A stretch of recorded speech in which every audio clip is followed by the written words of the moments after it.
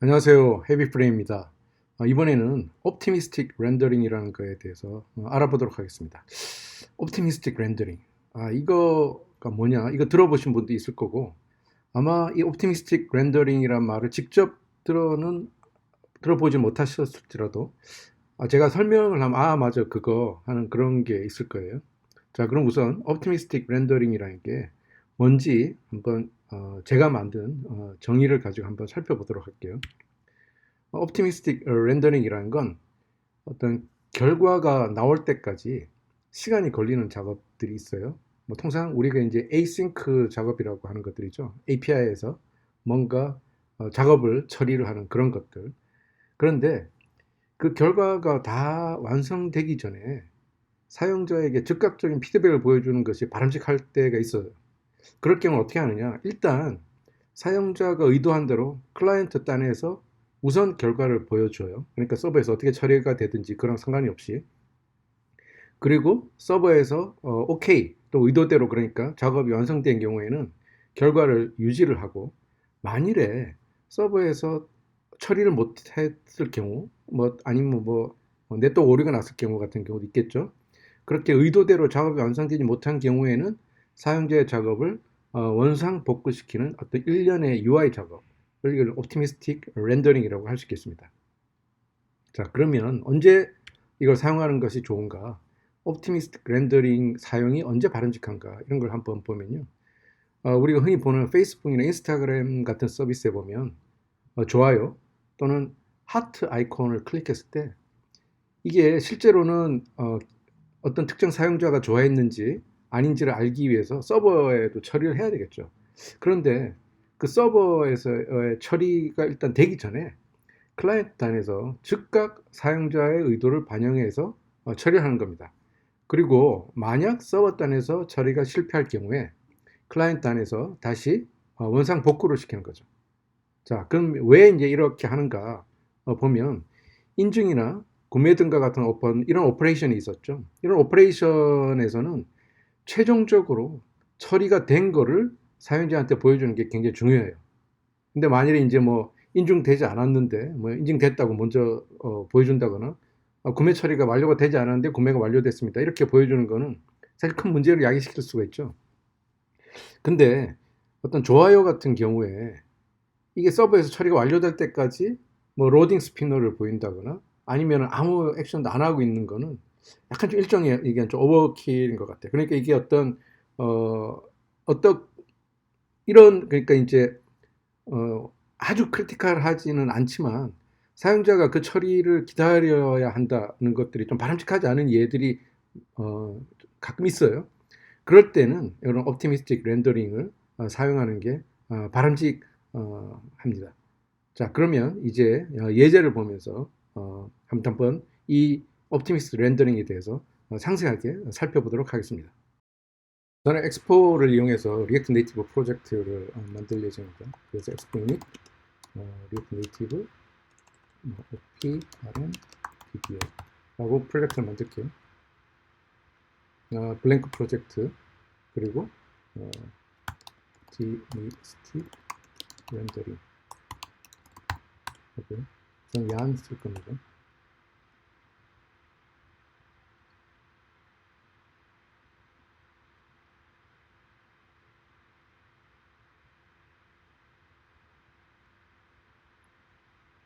생각보다 시간 많이 걸리네요.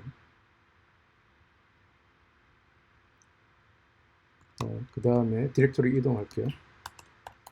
RM, DO 하고요. 저는 뭐안쓸 거니까 이번 시간에 지우고, 기본적으로 저는 여기서 이제 리액트 내비게이션을 쓸 겁니다. add 리액트 내비게이션.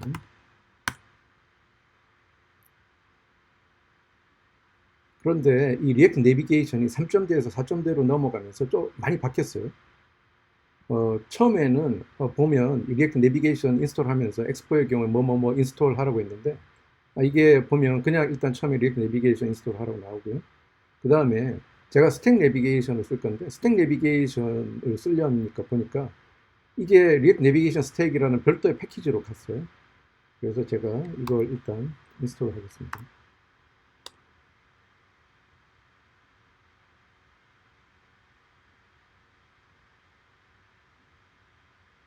자, 그리고 엑스포를 쓸 경우에는 리액트 네이티브 제스처 핸들러하고 리액트 네이티브 스크린즈를 인스톨하라고 합니다. 그런데 여기에 보면 제가 엑스포 인스톨이죠. 엑스포 인스톨하고 뭐 npm 인스톨이나 yarn add하고 기본적인 건 같아요. 그런데 엑스포 인스톨을 안 하면은 낭패를 볼 때가 있어요. 저도 처음에 뭐 엑스포 인스톨이나 뭐 이게 같겠지 해서 yarn으로 했는데 낭패를 보는데, 뭐냐면 이 엑스포는 자기네들의 디펜던스에 대한 버전을 자동으로 이제 맞춰주는 기능을 합니다.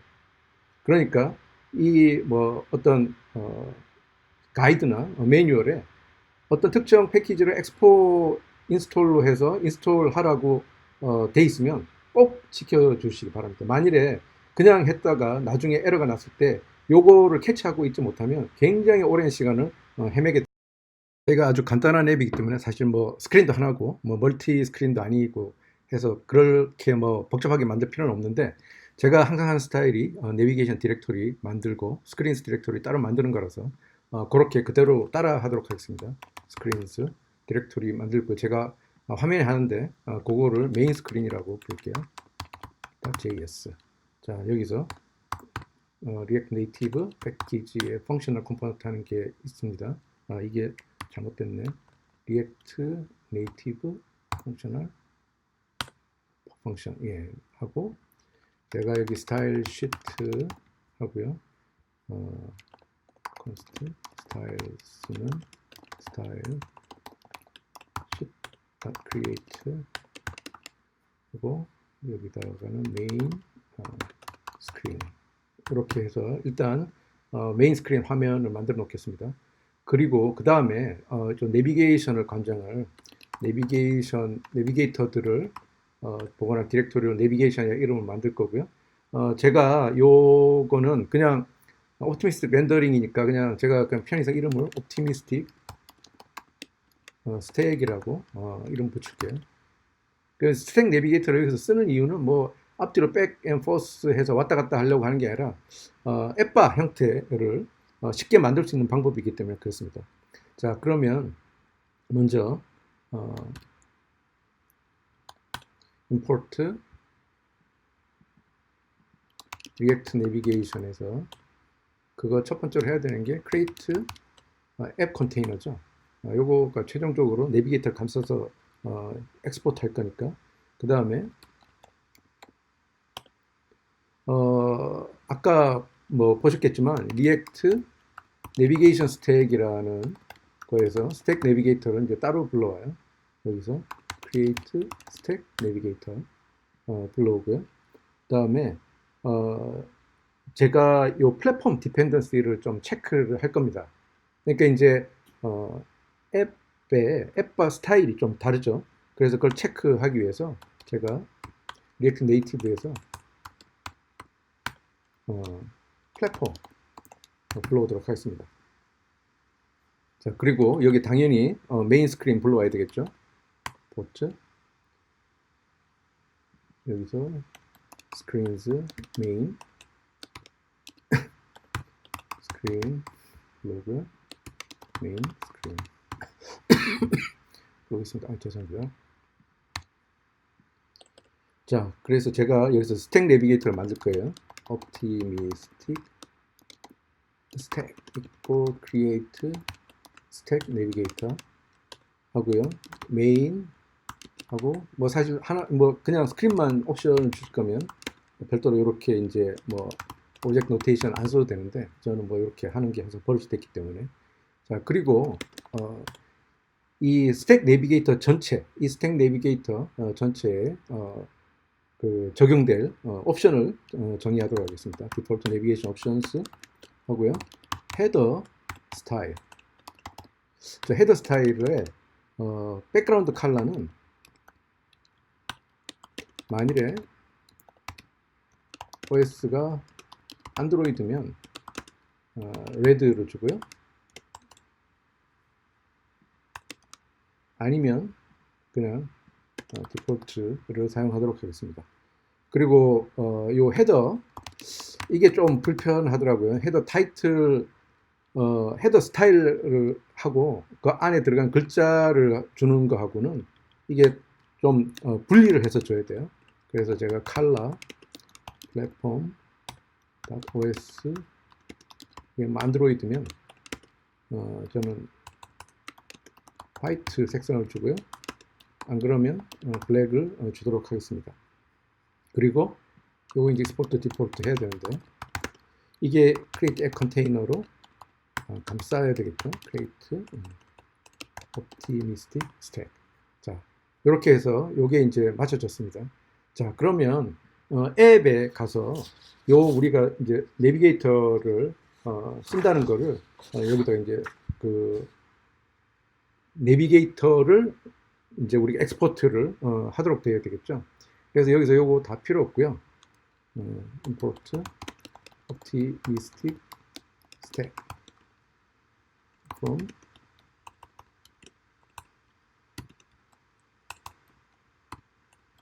navigation optimistic stack 하고요. 뭐 우리 스타일 필요 없습니다. 이제 여기서는 스타일은 다 딴 데서 할 거니까요. 자, 그래서 export function 앱하고 우리가 리턴 하는 게 optimistic stack 이렇게 하면 되겠죠. 자, 그러면 제가 다시 이걸 실행을 시켜 보겠습니다.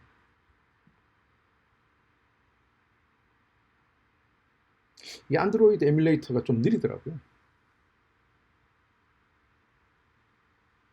자, 여기 보면 메인 스크린 나오고 이제 이 앱바는 붉은색으로 표시가 됐죠. 자, 그러면 이 앱바에 제가 타이틀을 표시를 하고 싶습니다. 앱바에 타이틀을 표시하려고 그러면 저는 요 이제 메인 스크린에 디폴트로 연결되는 그거니까 여기서 바로 옵션을 주도록 하겠습니다. Application Options 하고 Application Return 헤더 타이틀 optimistic rendering. 자, 하고 제가 다시 실행시켜 볼게요.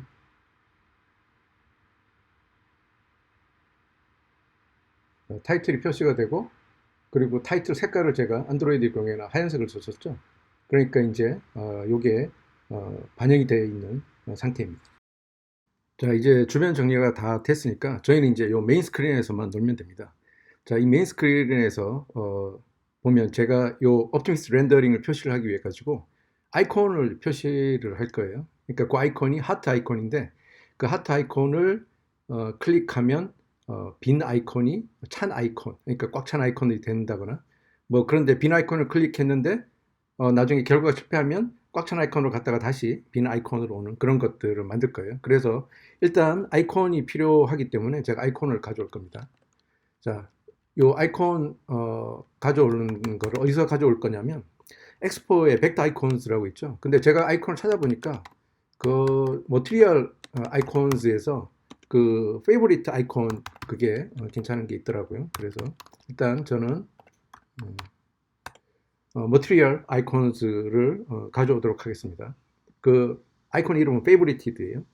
자, 그리고 내가 뭘 또 가져올 거냐면 이 아이콘이 클릭 가능하게 이제 만들어야 되겠죠. 온프레스 액션을 주기 위해서. 그래서 제가 터처블을 가져올 건데 두 개를 가져올 거예요. 터처블, 오페시티. 요거는 이제 iOS용으로 할 거고요. 또 하나는 터처블 네이티브 피드백을 가져올 겁니다. 요거는 안드로이드의 뭐 리플 이펙트나 이런 것들을 주기 위해 가지고 네이티브 피드백을 가져올 거예요. 자, 그러면 여기서 일단 이 텍스트는 필요 없으니까 지우고요. 여기에 제가 터처블 만들 건데 이 터처블 만들 때 여기에 저희가 플랫폼에 따라서 안드로이드면 터처블 네이티브 피드백을 그리고 iOS면 터처블 오페시티를 가져오려고 해요. 그렇기 때문에 저희가 플랫폼이 또 이제 필요하겠죠. 자, 그래서 제가 여기서 변수를 하나 만들도록 하겠습니다. 그래서 const touchable component equal platform OS가 안드로이드면 touchable native feedback 하고요. 아니면 touchable opacity 하도록 하겠습니다. 자, 그래서 여기서 제가 렌더링 할 때 주는 거는 뭐 터처블 컴포넌트가 되겠죠. 터처블 컴포넌트가 되고 on press 했을 때 뭔가 이제 토글 하는 거를 만들 거예요. 그래서 요 안에 저희가 표시할 거는 뭐냐 하면 아이콘을 표시해야 되겠죠. material icons 하고 아이콘 이름은 favorite입니다. favorite 있고요. 다음에 사이즈는 제가 좀 크게 줄 거예요. 그래야지 이제 보기가 편하니까. 그 다음에 컬러는 레드. 원래 뭐 favorite 했다 하면은 컬러를 레드를 쓰죠. 요거를 이제 화면 한 가운데로 이제 둘 거예요. 그래서 스타일을 줄 건데 스타일 컨테이너라고 주고요. 컨테이너 전체 화면 다 차지하고 justify content center line items center. 자, 이렇게 하겠습니다. 자, 그러면 요거를 한번 결과를 볼게요. 이 뭐가 잘못됐네요. 뭐가 잘못됐을까요? 터처블 컴포넌트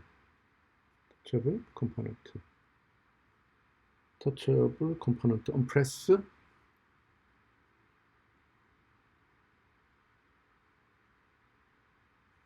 non-empty expression에 해야 된다라고 했는데 요 on press 제가 이렇게 하도록 하겠습니다. reload.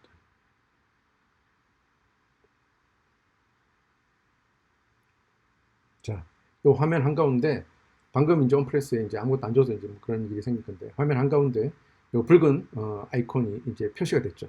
자, 그러면 이제 다음번 단계는 요 아이콘이 클릭했을 때마다 아이콘이 찾다가 비었다가 하는 그런 과정을 보여줄 겁니다. 자, 방금 말씀드린 대로 뭐 찾다가 안 찾다가 뭐 찾다가 비었다가 이런 거가 어떤 스테이트잖아요. 그럼 스테이트를 유지를 해야 되는데 뭐 과거에는 뭐 아시겠지만 인터널한 스테이트를 유지하려면 반드시 클래스 베이스드 컴포넌트를 썼어야 됐죠. 근데 이제 리액트 16.8부터 펑셔널 컴포넌트에서도 스테이트를 쓸 수 있게 훅이라는 거가 도입이 됐습니다. 그래서 저는 훅을 써서 구현을 할 건데요. use state 불러오고요. 제가 상태를 유지할 변수를 favorited라고 하겠습니다. 그러면 그 setter favorited가 될 거고요. use state 하고 favorited의 초기 값은 false가 되겠죠.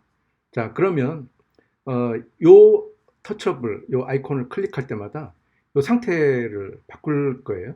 그 상태를 바꾸는데 그 상태가 찾다가 비었다가 찾다가 비었다 하니까 토글 되는 상태인 거죠. 그래서 제가 그 함수 이름을 토글이라고 붙이도록 하겠습니다. const 토글 favorite 그거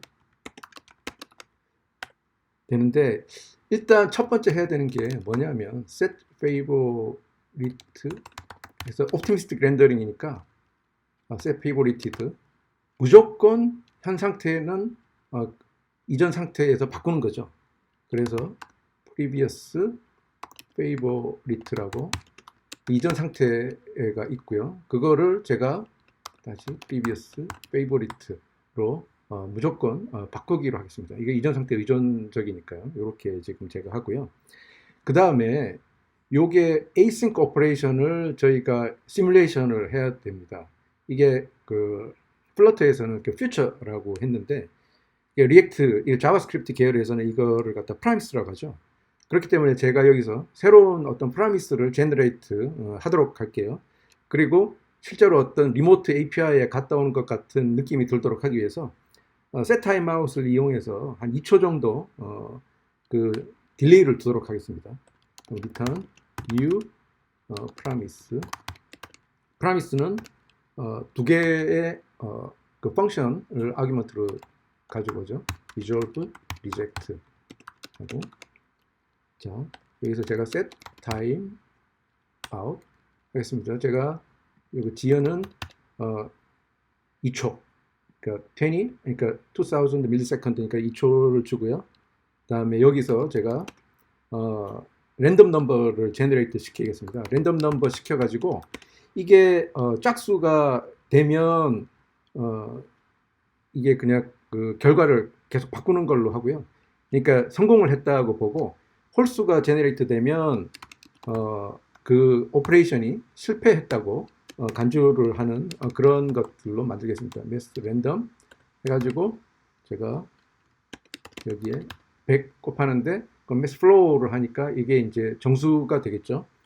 그래서 제가 일단 어떤 넘버가 제너레이트 됐는지 알아야 되니까 제가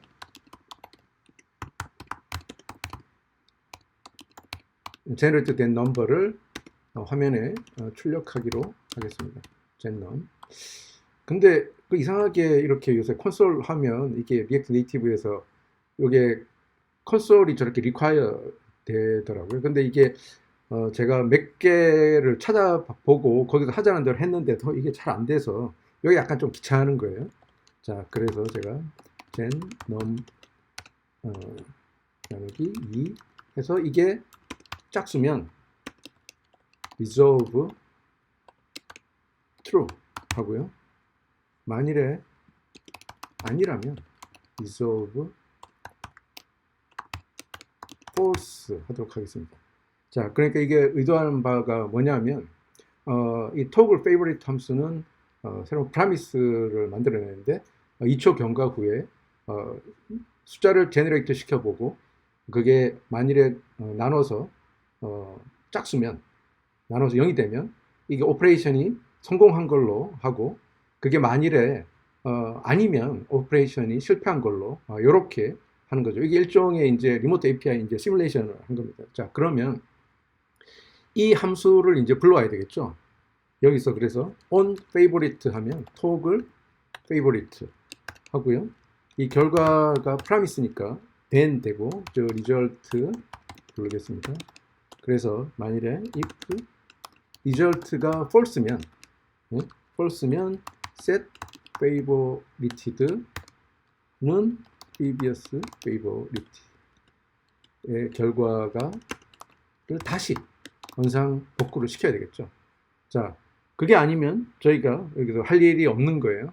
자, 제가 이제 요거를 다시 한번 실행을 시켜 보겠습니다.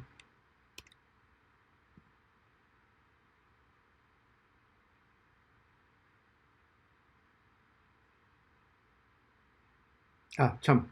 내가 이게 좀 치명적인, 아니 뭐 치명적인 게 아니라 이게 뭐 해야 될 걸 하나 안 했네요.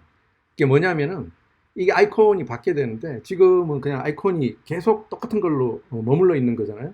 그래서 요거를 제가 감싸고요.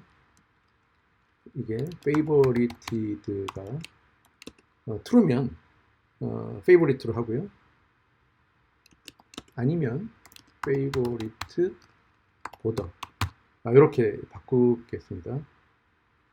자, 다시 스킵을.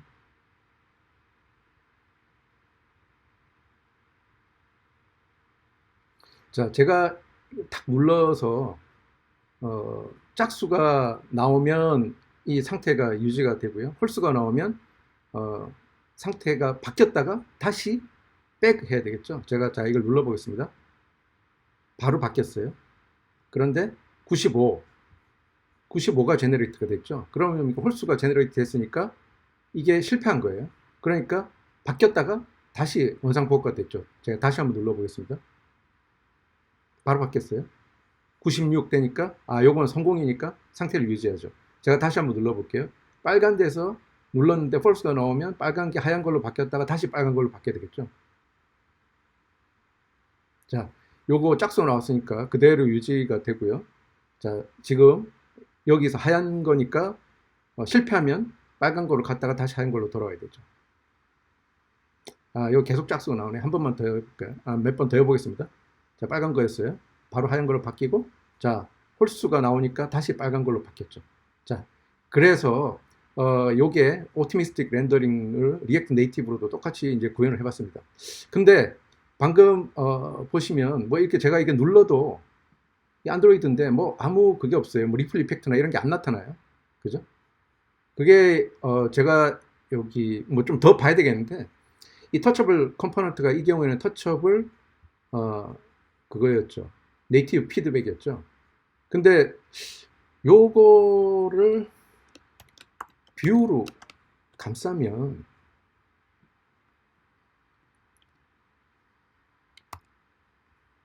한번 볼게요.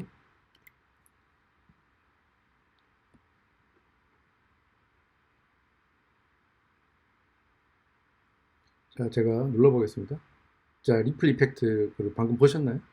자, 64 제너레이트 했으니까 그대로 유지죠. 자, 다시 리플 이펙트를 보셨죠? 자, 다시 리플 이펙트. 자, 이게 원상태로 됐습니다. 자, 요 뷰를 감싸야지 그 원하는 효과를 얻을 수가 있더라고요.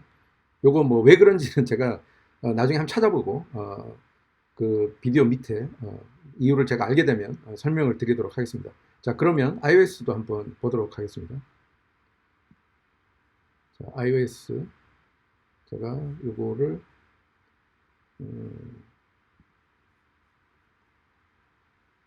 run on iOS simulator.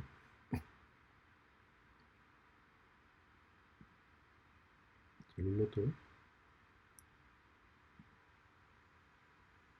자, 보시면 여기 이 앱바 그러니까 스타일이 다르죠. 그리고 요 아이콘 클릭했을 때 나타나는 효과가 이거는 아이폰 기본적인 효과가 이제 나타납니다. 자, 이것도 마찬가지로 뭐 짝수 나왔으니까 뭐 그대로 유지가 되고 이것도 짝수 나오고. 자, 다시 원상으로 해보게 됐죠. 자, 이상으로 옵티미스틱 렌더링에 대해서 리액트 네이티브로도 한번 구현을 해봤습니다. 그러니까 뭐 사실 전체적인 뭐 그런 거 흐름이라든가 뭐 아이디어는 똑같아요. 근데 약간 이런 거 구현하는 거에 좀 미세한 차이가 있고, 그리고 UI에 약간 이제 손이 더 간 것 같은데 엄밀하게 따지면 더 간 거라고 보기가 좀 어려워요. 왜냐하면 여기서 제가 터치able 오페시티하고 터치able 네이티브 피드백을 줘서 플랫폼을 체크를 했죠. 근데 만일에